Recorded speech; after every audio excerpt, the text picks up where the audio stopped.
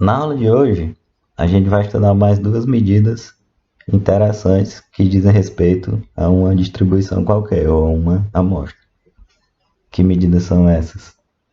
Formato e quartis. O formato quer dizer de relação com a assimetria ou não da distribuição. E os quartis dizem respeito à posição dos valores em uma determinada amostra. A gente vai calcular os 25% dos menores valores, 50% dos valores, 75% dos valores, que são os chamados Q1, Q2 e Q3, ou quartis 1, 2 e 3. Então, com relação ao formato, a gente diz que uma distribuição ou ela é simétrica ou ela é assimétrica. Quando é que eu digo que uma distribuição é simétrica? Quando os valores abaixo da média aritmética são distribuídos exatamente do mesmo modo que os valores acima da média aritmética. Então você tem a média, os valores menores e maiores eles estão distribuídos uniformemente em torno da média aritmética. Então essa distribuição é simétrica. Quando é que eu digo que uma distribuição é assimétrica? Quando os valores não são simétricos em torno da média aritmética. Essa assimetria resulta em um desequilíbrio de valores baixos ou de valores altos. A gente tem uma média que não representa a nossa amostra. Ou seja, vamos supor que a média é 10 e aí os valores estão em torno de 20, 30 e os valores menores estão em torno de 8, 9. Tem essa assimetria em torno da média aritmética. Então, como o formato influencia a média aritmética e a mediana? Bem simples. Sempre que o valor da média for menor que o valor da mediana, a gente diz que essa distribuição é negativa ou assimétrica à esquerda. Sempre que a média for igual à mediana, a gente diz que essa distribuição é simétrica ou zero de assimetria. E sempre que a média for maior que a mediana, a gente diz que essa distribuição é positiva ou assimétrica à direita. Daí não pode esquecer disso. Média menor que mediana, negativa, assimétrica à esquerda. Média igual a mediana, simétrica. Média maior que mediana, positiva ou assimétrica à direita. Então, para que serve a estatística da assimetria?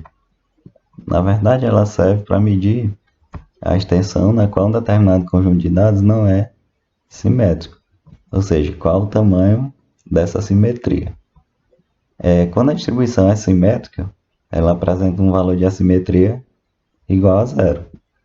Lembra lá, quando a média é igual à mediana, o valor de assimetria é zero ou distribuição simétrica. Uma distribuição assimétrica à direita apresenta um valor positivo em termos de assimetria, ou seja, a média maior que mediana. E quando a distribuição é assimétrica à esquerda, ela apresenta um valor negativo de assimetria, ou seja, média menor que mediana. Então, se eu for fazer um gráfico para representar essa assimetria, essa distribuição ela é assimétrica. Perceba que um lado dela é maior que o outro lado. Ou seja, é como se aqui a gente tivesse a mediana e a média tivesse para esse lado. Ou seja, a distribuição é assimétrica à esquerda ou distribuição negativa. É sempre que a média for menor que mediana. Beleza? Então dá para perceber que desse lado o conjunto de valores é diferente do conjunto de valores desse lado aqui. Quando a distribuição é simétrica, o que acontece? A média é igual à mediana. Então os valores estão igualmente distribuídos em torno da média aritmética, ou seja, os valores menores eles são distribuídos igualmente aos valores maiores. É isso que significa a nossa distribuição simétrica, que é diferente daquela distribuição negativa, que esse lado era um conjunto de valores diferente. Beleza? Quando a distribuição é positiva, a gente diz que a média é maior que a mediana. Então tá aqui a nossa mediana. Então os valores da média são maiores que é a mediana. Então, desse lado, os valores são distribuídos diferente dos valores menores, que é a média aritmética. Então, aqui a gente tem uma simetria do lado direito, ou seja, a simetria positiva ou distribuição positiva. Então, no que diz respeito a formato, ele é só para indicar se a distribuição é simétrica ou não. Se for assimétrica, se ela é simétrica positiva ou negativa. Agora tem um conjunto de dados que é bem interessante de conhecer, que são os quartis. Na verdade, um dos quartis a gente até aprendeu a calcular. Mas o que são quartis? Eles dividem um conjunto de dados em 4 partes iguais. Ou seja, é como se eu pegasse toda a amostra e dividisse em 4 partes iguais, onde o primeiro valor é sempre o menor valor da distribuição. Aí tem o primeiro quartil. O que é o primeiro quartil? Divide os valores que correspondem aos 25% mais baixos dos 75% mais alto. Ou seja, eu vou pegar os 25% dos menores valores da distribuição. Aí o que é o segundo quartil? São 50% dos valores mais baixos, ou seja, a mediana.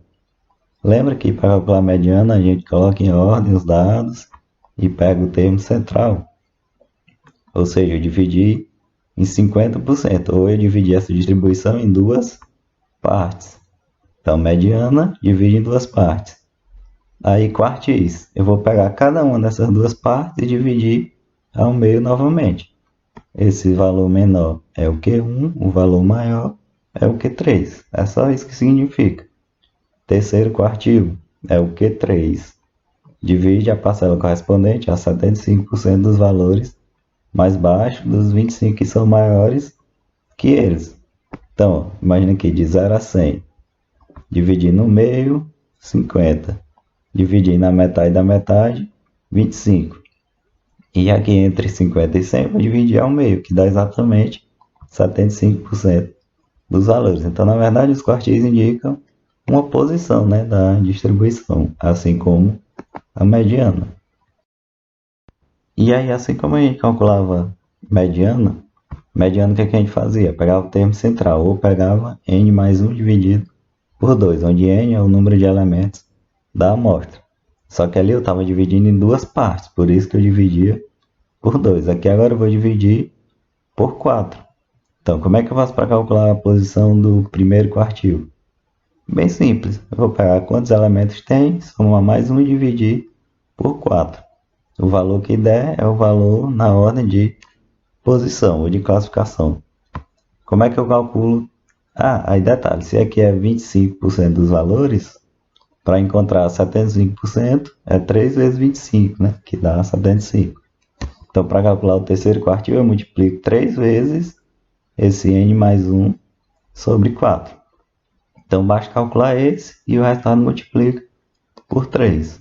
A gente obtém o Q3. E a mediana é o termo central, a gente já sabe calcular, beleza? E aí só algumas regrinhas na hora de calcular, né? Quando a gente faz aquela divisãozinha, n mais 1 dividido por 4, se ele der um valor inteiro, então o quartil é igual o valor na ordem de classificação. Por exemplo, eu calculei n mais 1 sobre 4 e deu 5, por exemplo. Então, o que é assim? Que é a posição do número. Eu vou na amostra e procuro o quinto termo. O valor do quinto termo é o meu Q1. Ou pode ser o Q3 também, a mesma regra. Aí, se o resultado for metade fracionado, o que é metade fracionado? 2,5, 3,5, 4,5. Então, o quartil é igual à média aritmética dos valores, assim como a gente fazia na mediana, né? Sempre que eu fizer um valor lá, encontrar um valor quebrado, eu faço a média aritmética dos dois. Por exemplo, encontrei 3,7. O que eu vou fazer? Média aritmética entre o terceiro termo e o quarto termo. E se o resultado não for um número inteiro ou metade fracionada, por exemplo, se der um número decimal, 3,4753, então ele não é metade fracionada e nem é um número inteiro. Aí eu vou procurar um inteiro mais próximo. Assim, se der 3,87, está mais próximo de quem? De 4 ou de 3? Está mais próximo de 4. Então eu pego o quarto termo. Se der 3,37, 3,37 é um valor mais próximo de 3. Então eu vou pegar o terceiro termo. São regrinhas bem simples. Para entender melhor o que são os quartis, eu vou pegar a minha amostra, colocar em ordem crescente. E aí, aqui seria o meu menor valor e aqui seria o meu maior valor. Então, aqui é de 0 a 100%. O que seria o meu Q1? Eu vou dividir a amostra nos 25% dos menores valores. Beleza? O que é o meu Q2? É a metade dos valores, né? Ou 50% dos menores valores. O que é o meu Q3? Eu vou dividir essa outra parte na metade, ó. Então, se até aqui é 50, esse valorzinho aqui dá quanto? Ó? 75% dos menores valores. E aqui é o valor máximo, né? Se eu somar tudo, vai dar exatamente 100%. Lembrando que esse Q2 é a nossa mediana. E aí vamos fazer um exemplo, né? Para entender melhor como é que calcula. Bem simples. Ó, a seguir são apresentadas 19 observações do tempo de falha em horas de um material. Então aqui é o tempo de falha desse material. Aqui tem 19 valores. Eu já coloquei em ordem crescente. Se não tivesse, você tinha que colocar. Então como é que eu calculo o Q1? Lembrando, Q1 é N mais 1 dividido por 4. Então como o N é 19, então 19 mais 1 dividido por 4 dá 20. 20 por 4 igual a 5. Então não é que o Q1 é 5. Ele diz respeito à posição, ou seja, quinto termo. Primeiro, segundo, terceiro, quarto, quinto. Quinto termo, 324. Se aqui tiver dado 5,5, por exemplo, eu somaria o quinto e o sexto termo e dividiria por 2, igual a gente fazia na mediana. Quem é a mediana? A mediana a gente lembra, é N mais 1 dividido por 2, porque eu só estou dividindo em duas partes, e os quartis estou dividindo em 4. Quem é N? 19. 19 mais 1, 20. 20 por 2, 10. Então, mediana é o décimo termo. 1, 2, 3, 4, 5, 6, 7, 8, 9, 10. Então, mediana, 912. Quem é o meu Q3? É 3 vezes esse valor aqui, ó. Como a gente já calculou esse valor e deu 5, então aqui é 3 vezes 5. Ou se quiser fazer a conta toda, dá a mesma coisa. Ou seja, é o 15º termo. Vamos procurar ele, ó. Até aqui é que termo? É o décimo, né? Então, 11º, 12º, 13º, 14º, 15º. Então, 1512. Ah, essa distribuição é simétrica ou assimétrica? Se você calcular a média, você vai ver que a média dá 1.200 e pouco. Que é o quê? É maior que a mediana. Então, sempre que a média é maior que a mediana, distribuição assimétrica positiva. Ou seja, a média é maior que a mediana.